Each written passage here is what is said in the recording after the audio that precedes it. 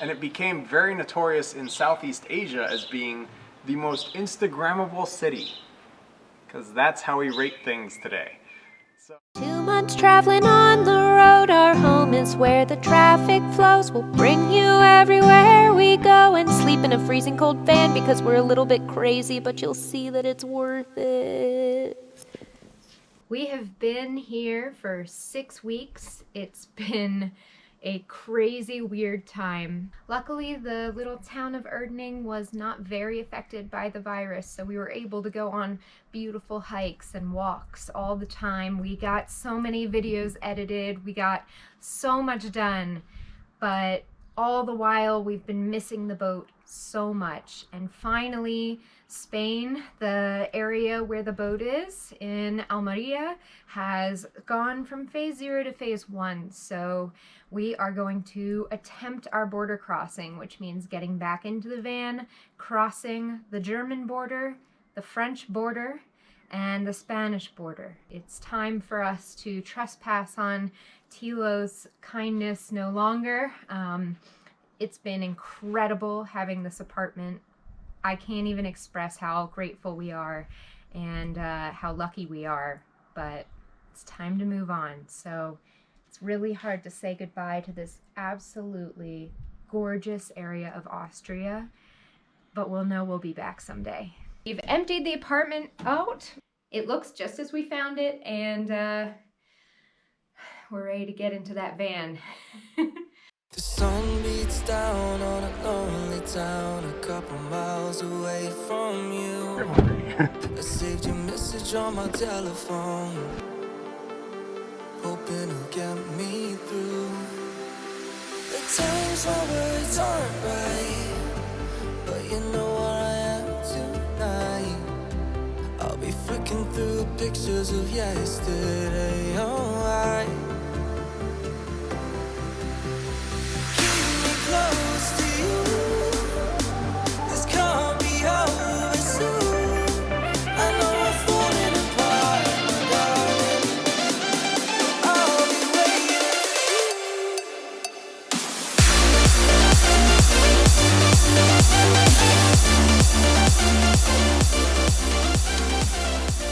So how is it sleeping in a van for the first time in a long time?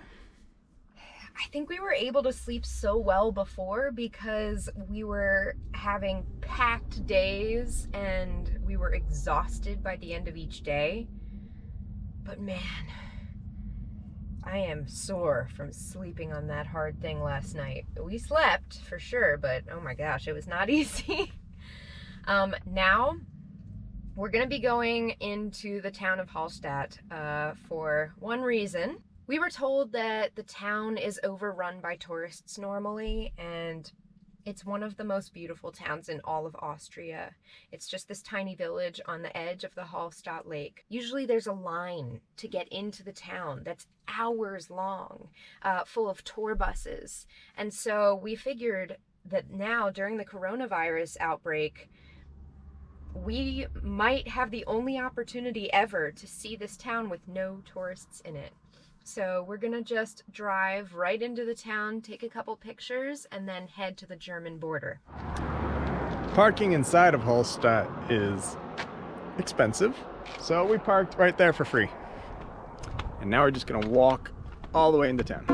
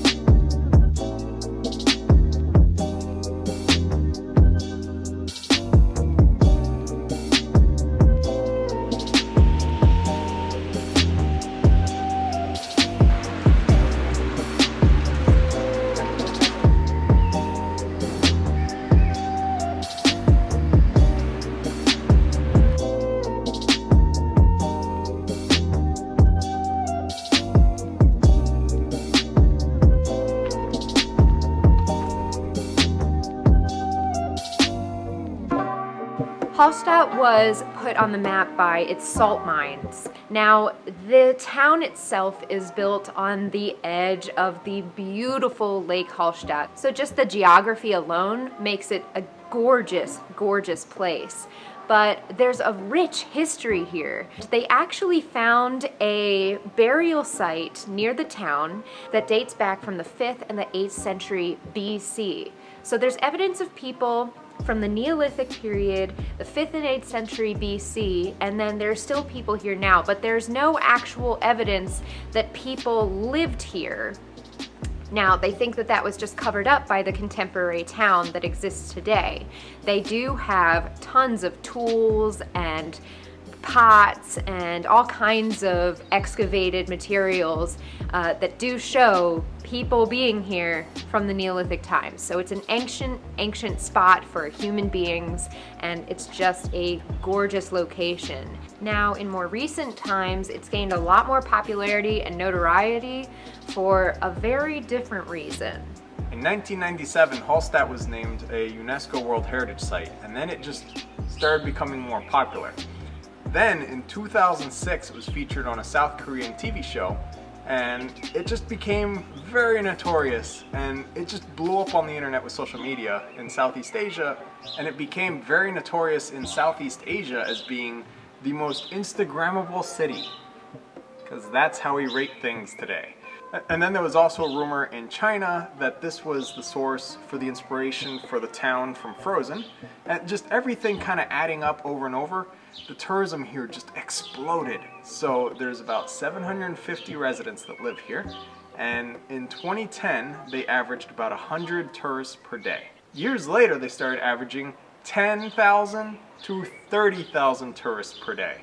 So it was just exploding and just out of control, and like the city would be completely crammed, and just it was awful for the people that lived here. So starting 2020, they're going to start limiting the tourists, and they're focusing on quality tourists, and they're only going to be allowing 54 buses per day, a reduction.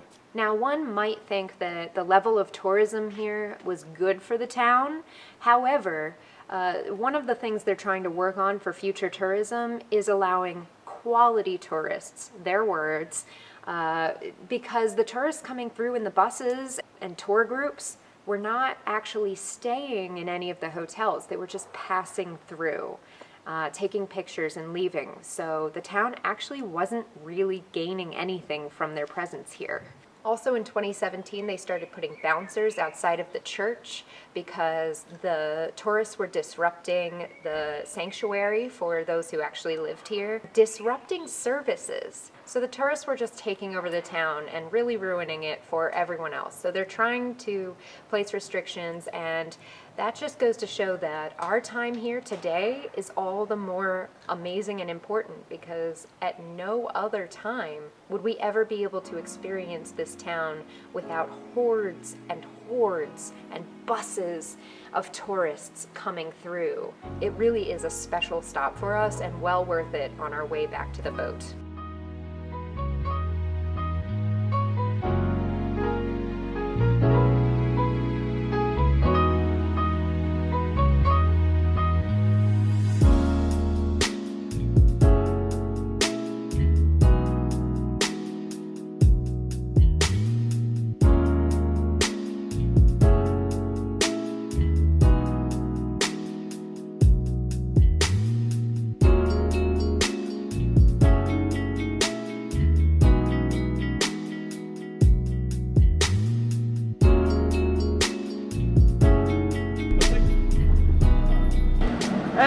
What document?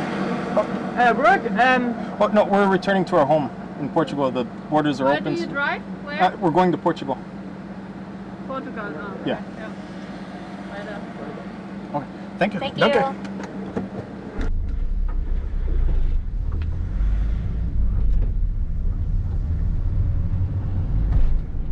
Okay, we feel really good because we just made it through the Austrian-German border, and all we had to do was say that we were returning home to Portugal because we still have Portuguese residency in our visas in our passports. So it worked out totally fine, went smoothly. The wait in line at the border was 15 minutes, so it wasn't that bad. Now we gotta get to the German-French border. Another thing, it was a huge help that by chance the van happens to have Portuguese plates. So we really look like Portuguese going to Portugal. Infinite power, infinite power, infinite power, infinite power, infinite power, infinite power.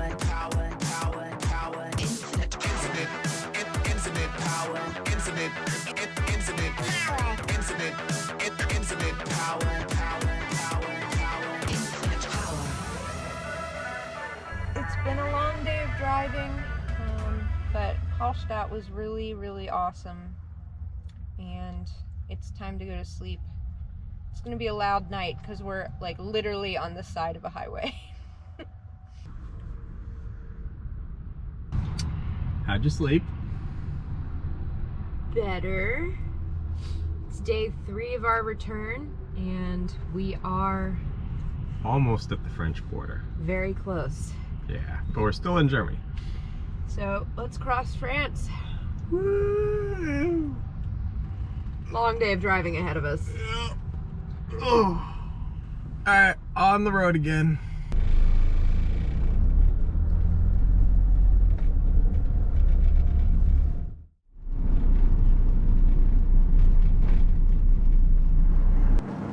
Bonjour.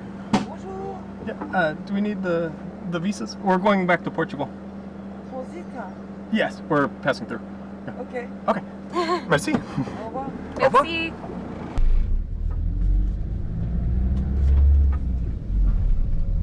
Well, that was that. That was super easy.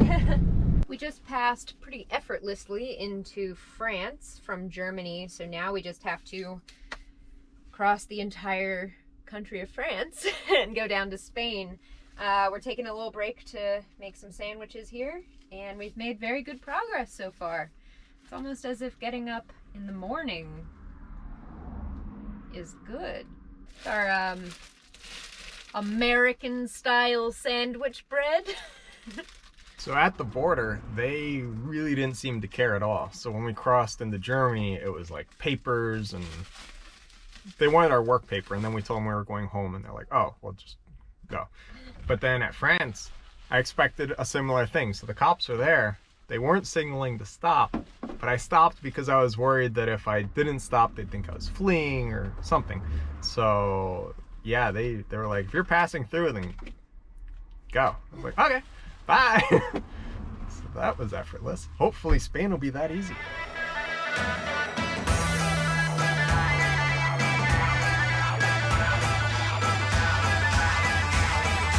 Infinite power.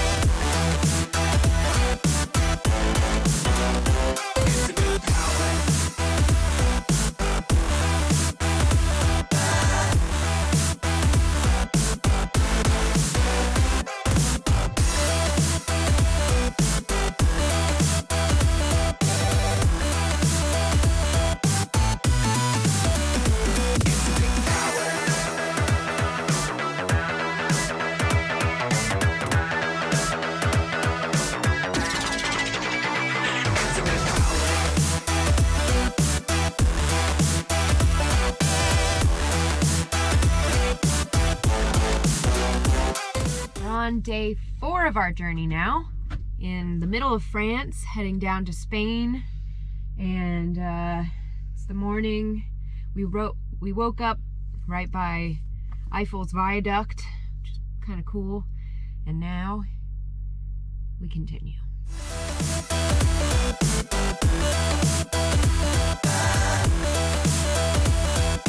Infinite power.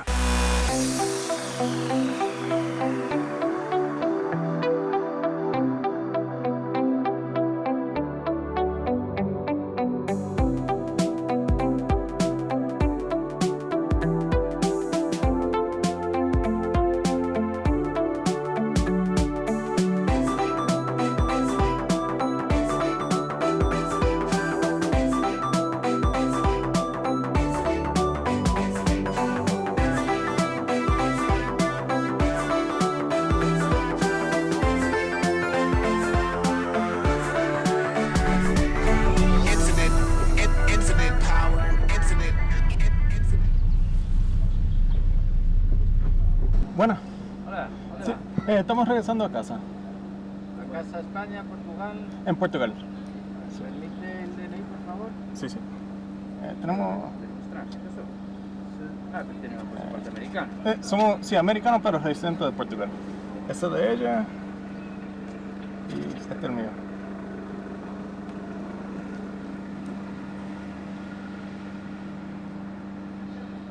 ¿Es caduca ahora? En unos días le caduca el visado. Sí, sí. Portugal nos extendió hasta el tercero, no, la 30 de junio. ¿El 30 de junio? Sí, automáticamente, como... ¿Ah, sí? Sí, todo el mundo que vencía después del 28 de febrero se extendía. Les tengo que poner un escrito para que puedan Ok. transitar por España, ¿vale? Ok, gracias. También, ¿necesitamos usar mascarilla dentro del carro en España? No, no es obligatorio, de momento Ok. no es obligatorio. Ok, ok. Mire, puede esperar ahí a la derecha, ¿vale? Para Ok. que pase el resto. Ok, gracias. Ya le da a mi compañero los papeles. Ok. Well, that was definitely the most stressful border crossing we've had to deal with, but hopefully the last, because we got through and we got a note saying that we were going to pass through Spain in the safest and fastest way possible.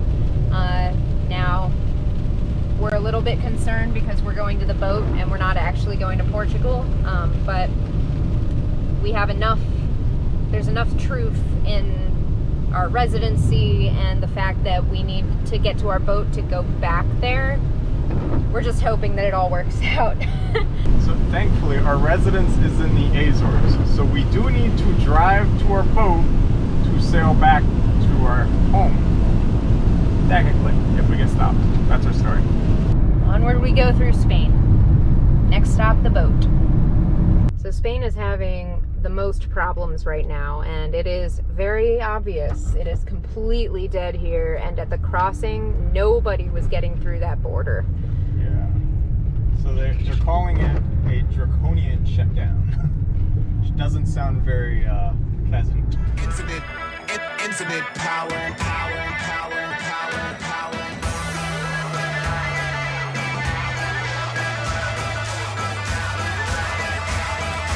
Infinite power.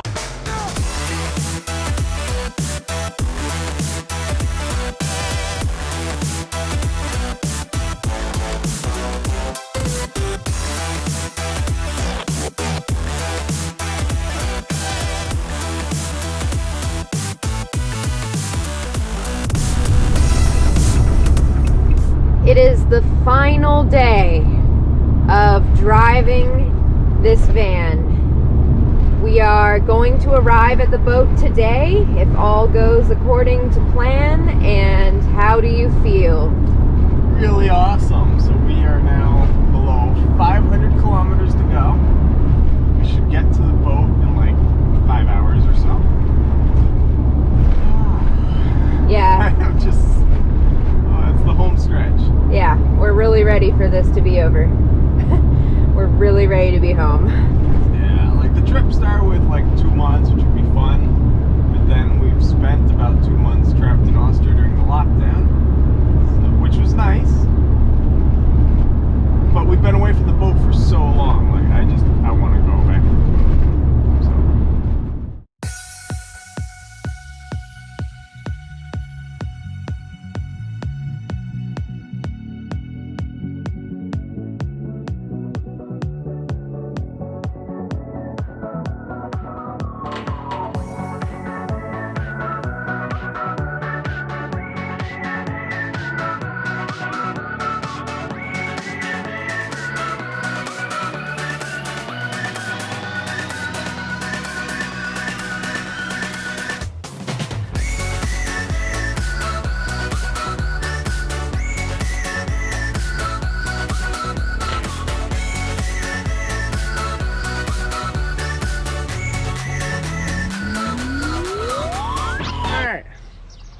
We made it. We made it. We're back. We're gonna go hop on Wisdom now. Herbie's gonna get the gangplank set up. Yeah. And we'll see the damage. Two things we're really looking to see here. One is mold, and the other is how full these buckets are of of water. Of water dryingness, salts, air dry. It's been a long drive.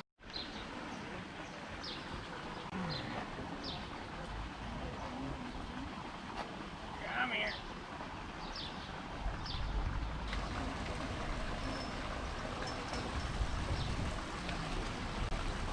When we left, we actually got these dehumidifying crystals, and we just set them in mop buckets, and it worked really well. So the boat doesn't have the whole mildew issue that we typically have. There are spiders, but hey, I mean, I'll take just spiders over spiders and mildew. So I just put the crystal in the mop bucket part, the wringer area, and then it just dripped down into the bottom portion. And they all did really well. So I'm really happy. So I'm just gonna get these out of here and we're gonna clean the boat up and then go to sleep, because wow, I'm tired. Okay, so I'm Irenka, I'm Woody. and we've got a channel and it's Mothership Adrift. So how hot is it in there? It's currently 2:20. Right, in an hour. Alright, well today Maddie's gonna be having a book swap later on our boat. Thanks so much for watching. Be sure to like, subscribe, and share this video with your friends. And if you'd like to follow our journey in real time on a map, receive postcards from our ports of call, and message us directly to the boat, you can go ahead and become a patron using the link in the description down below.